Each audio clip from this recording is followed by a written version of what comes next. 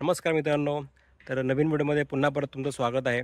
बरेच दिवस आपण व्हिडिओ बनवले नव्हते आणि त्याचं रिझन पण असं होतं की मुंबईमध्ये थोडी आपली लाईफ धकाधकीची असते, त्यामुळे व्हिडिओ बनवायला देखील वेळ मिळत नाही.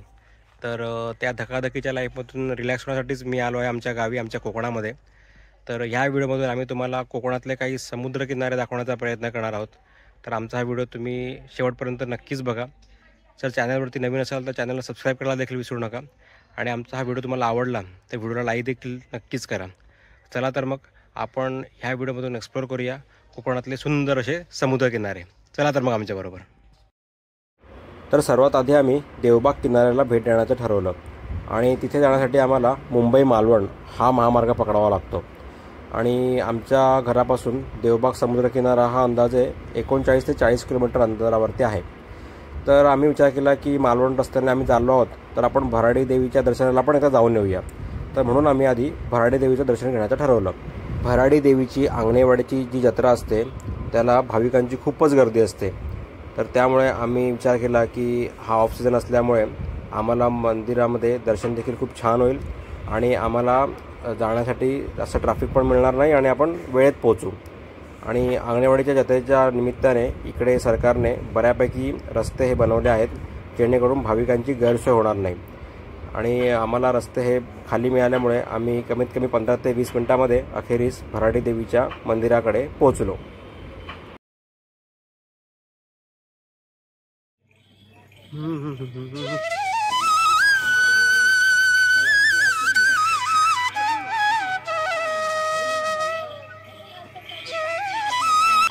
मंदिराचा परिसर खूपच सुंदर असा आहे आणि मंदिराचं मला वाटतं जीर्णोद्धाराचं काम चालू होतं, त्यामुळे काही सिव्हिल आणि कन्स्ट्रक्शनचं वर्क देखील सध्या भराडी देवीच्या मंदिराकडे चालू आहे.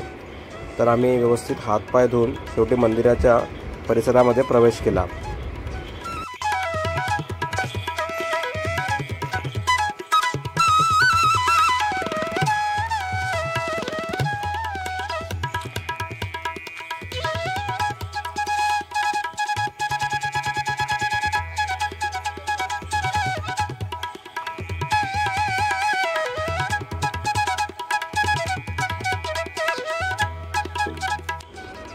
मंदिराच्या आतील फोटो काढण्यास सक्त मनाई असल्यामुळे आम्ही मंदिरातील फोटो काढले नाहीत.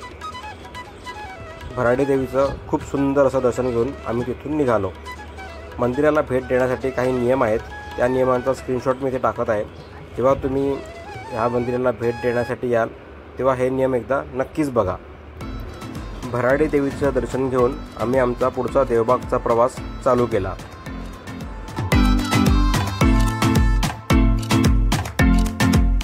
कोकणामध्ये बाय रोड प्रवास करताना तुम्हाला कधीच कंटाळा येत नाही आणि त्याची काही कारणं अशी आहेत की एकतर इथे रहदारी देखील खूप कमी आहे आणि दुसरं मेन कारण म्हणजे इथे रस्त्याच्या दुतर्फा खूप सुंदर अशी हिरवीगार झाडं असल्यामुळे तुम्हाला प्रवासाचा क्षीण जो असतो तो कधी वाटत नाही आणि तुमचा प्रवास देखील खूप मस्त असा होतो.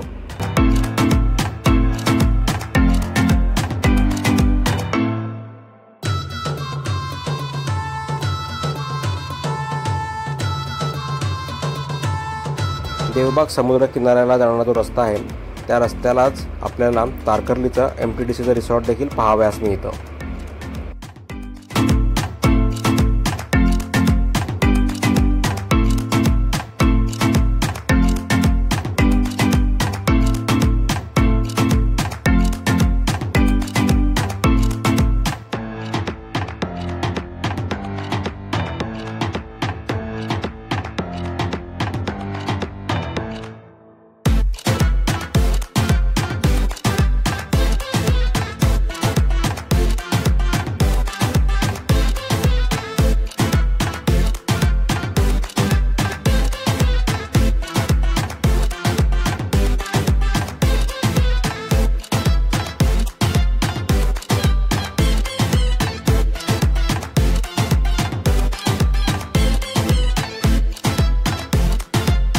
अखेरीस 1.25 ते 1.5 तासाच्या प्रवासानंतर आम्ही देवबागच्या समुद्र किनाऱ्यावरती पोहोचलो. इथे पार्किंगची देखील सोय उपलब्ध आहे. इथे पार्किंग चार्जेस 50 रुपये आहेत.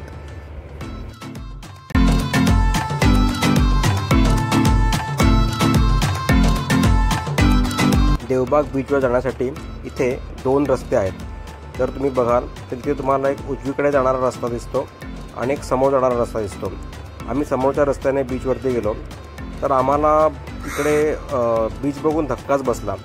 कारण काही वर्षापूर्वी आम्ही जेव्हा इथे आलो होतो तेव्हा इथे व्हाईट सँडचा सुंदर असा बीच होता, पण आता इथे लिटरली इथे दगड टाकले होते. तर आम्ही ग्रामस्थांना विचारलं तर ते म्हणाले की काही महिन्यापूर्वीच तो व्हाईट सँडचा बीच पूर्णपणे वाहून गेला आहे आणि ते पाणी आता समुद्राचं पाणी वरती येऊ नये पण आता इकडे दगड टाकण्यात आले आहेत जेणेकरून बाकीचा बीच देखील खचू नये. मित्रांनो, ह्यावरूनच कळतं आहे की ग्लोबल वॉर्मिंगला खरोखर सुरुवात झालेली आहे आणि आपल्याला जर आपल्या पुढच्या पिढीला सुंदर असे व्हाईट सँडचे समुद्रकिनारे दाखवायचे असतील, त्यांना समुद्रकिनाऱ्यावरती असे दगड दाखवायचे नसतील, तर ह्या निसर्गाला वाचवण्याची जबाबदारी देखील आपलीच आहे.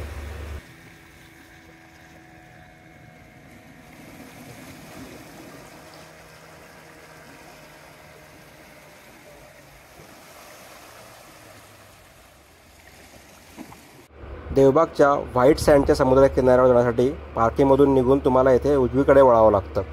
इथून तुम्ही पुढे जाल तर तुम्हाला देवबागचा सुंदर असा व्हाईट सँडचा समुद्रकिनारा दिसतो.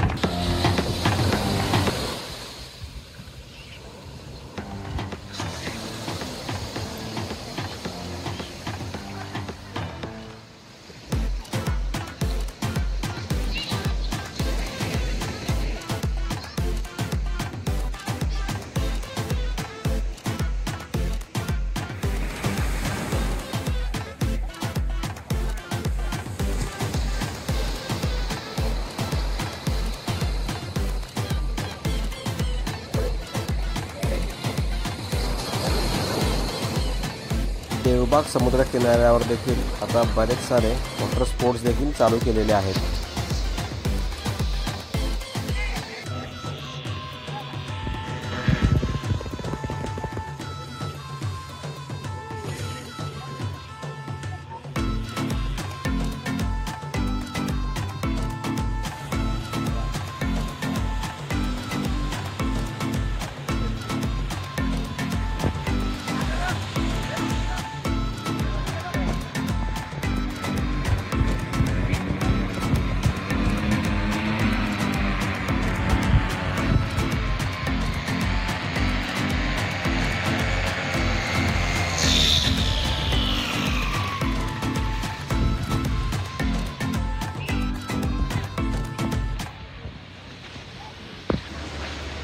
देवबाग समुद्रकिनाऱ्यावरून आम्ही पुढे तारकर्लीच्या समुद्रकिनाऱ्याला भेट द्यायला निघालो. देवबाग समुद्रकिनाऱ्यापासून तारकर्ली समुद्रकिनारा हा 6 किलोमीटर म्हणजे अंदाजे 15 मिनिटावरती आहे.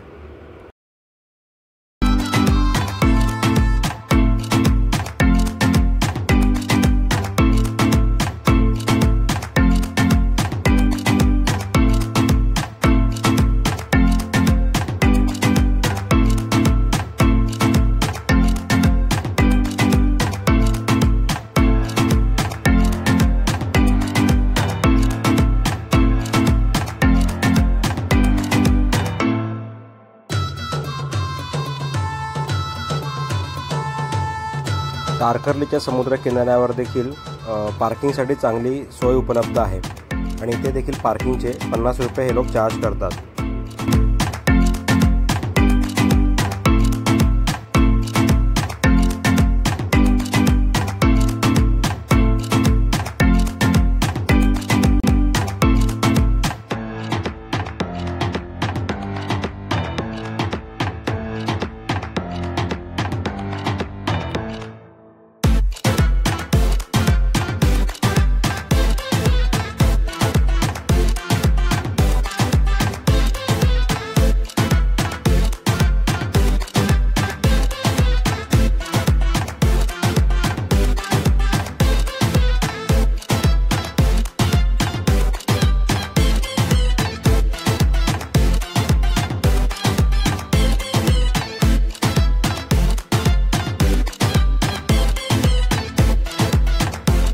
तारकर्लीचा समुद्रकिनारा हा प्रसिद्ध असल्यामुळे पर्यटकांची नेहमी इथे गर्दी असते, त्यामुळे हा समुद्रकिनारा नेहमी गजबजलेला असतो।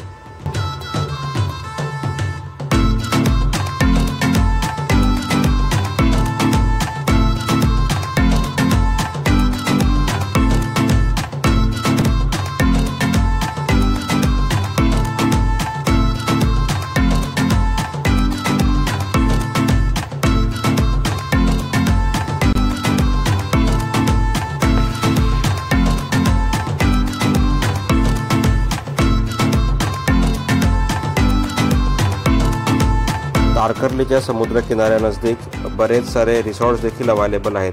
MTDCचे रिसॉर्ट्स तसे अन्य काही प्रायव्हेट रिसॉर्ट्स देखील इथे उपलब्ध आहेत। इथून तुम्ही डायरेक्ट तारकर्लीच्या समुद्रकिनाऱ्यावरती येऊ शकता।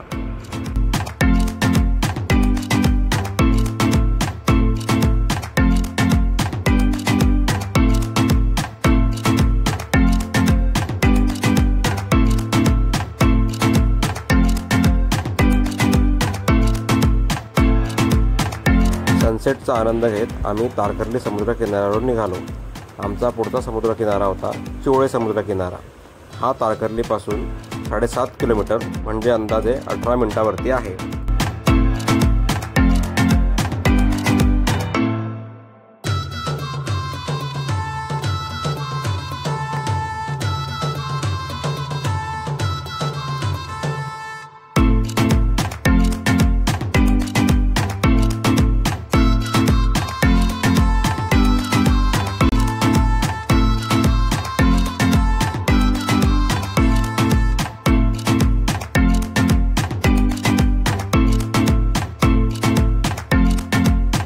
हा समोर जाणारा रस्ता जिथे संपतो तिथेच चिवळे समुद्रकिनारा चालू होतो।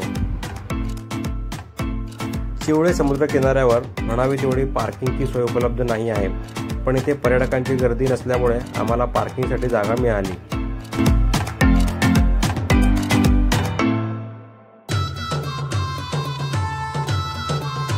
चिवळे समुद्रकिनाऱ्यावर वॉटर स्पोर्ट्स हँडल करणाऱ्या संस्थेने आम्हाला सांगितलं की येथे डॉल्फिन राईडची सोय देखील उपलब्ध आहे आणि त्यासाठी सकाळी 7:30 वाजता येथे रिपोर्टिंग करावी लागते।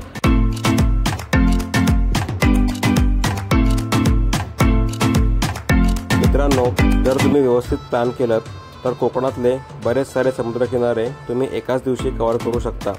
आम्ही ज्या समुद्रकिनाऱ्यांना भेट दिली त्या पट्ट्यामध्ये कोकणातले देवबाग, तारकर्ली, मालवण, चिवळे, कोळम हे समुद्रकिनारे येतात।